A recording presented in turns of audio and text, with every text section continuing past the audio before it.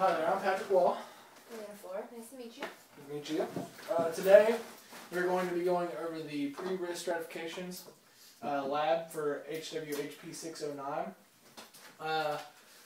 Who I have with me here is Elena Flora. She's going to be my participant throughout this whole process. What I have here in my hands is the liability release form. Elena, have you read through everything? Yes. Okay, do you understand and agree to everything that is withheld in this document? Yes. All right. The purpose of this document is just so that way, you know, that you have a clear understanding that there will be some physical activity throughout this whole process of labs and all that, so I want to make sure that you're aware of that going into it beforehand. All right. And as you can see here, here's the course number. She assigned everything there. And she is also assigned the back. Yep. Now, Elena, the whole purpose of this lab is for us to take a look at your previous history. Okay, so here we have a questionnaire that has been designed by ACSM. The purpose of this questionnaire is to get a look at your overall history and let us, as the testers, know of any pre-existing symptoms, conditions, or heart conditions that you may have experienced currently or in the past. Okay. Throughout this whole questionnaire, if you have any questions about anything, just feel free to ask me at any time. Okay. Yeah, I went ahead and really kind of skimmed through it, and I noticed that, I mean, the only thing that I see that could be concerned is I don't know my cholesterol level. Okay. All right. And that's roughly about it. All right. So, as she said, she looked over the questionnaire beforehand, and with the history, symptoms, and other health issues, she doesn't have anything checked there, so those are not a concern. Some examples of those for history would be like heart surgery or a heart attack. Other symptoms would consist of diabetes or anything like cramping, burning sensation in her lower body, like lower legs or anything like that. And pregnancy also.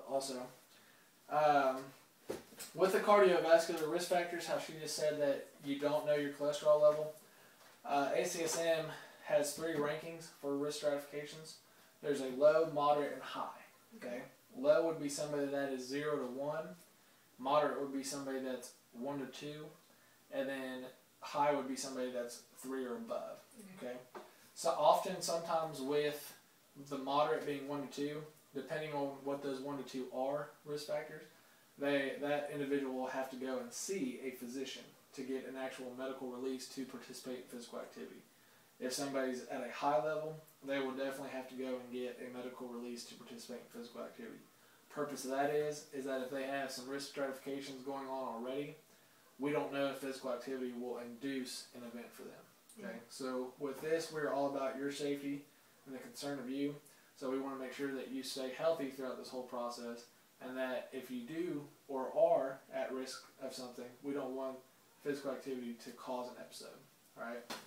With you though, where you have 1 checked for the cholesterol level, that would actually put you as a risk factor.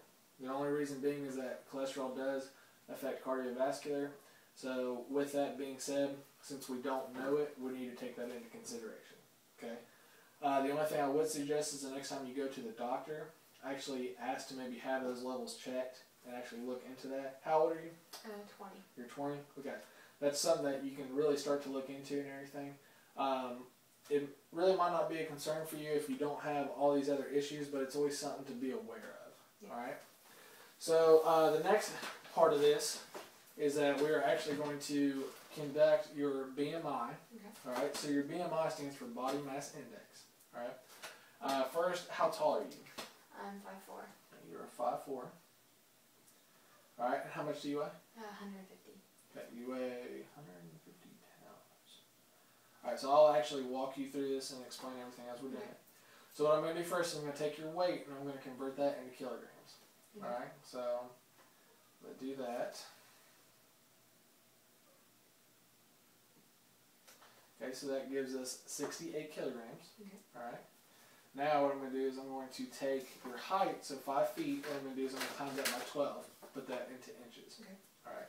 So that's going to be 60 inches, and then we're going to take the 4 inches and add it to that. So you have a total of 64 inches. Now with 64 inches, we need to convert that into meters.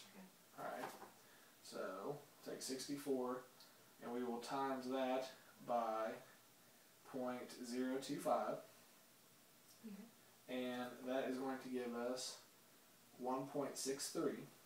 Alright, then we're going to take the 1.63 and we're actually going to square that.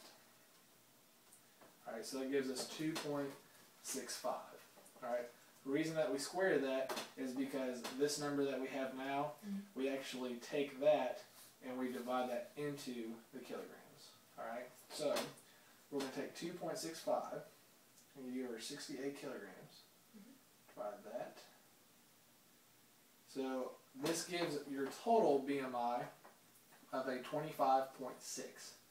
Alright, so now that we have your BMI configured, what I have here is, this is actually from the book itself, the ACSM guideline book. I'll show all of you here. Right down here, this is the norms for male and females with BMI. Alright, so with your body mass index for women, you would actually, a normal range would be 18.5 to 24.9. Alright, so where you are at a 25.6, from 25.0 to 29.9, alright, that puts you into the overweight classification. One thing that is good for you though is that where you're at the lower end of that classification, things that are, you know, if you increase your cardio a little bit more and you just kind of like watch your diet, things that you do, that's something that can easily come down into that normal range. So you're really close to that normal range already, and that's something that we can actually dictate really easily. Alright? Do you have any questions about any of this? No. Okay. Alright, well I thank you very much for your participation today. I look forward to working with you.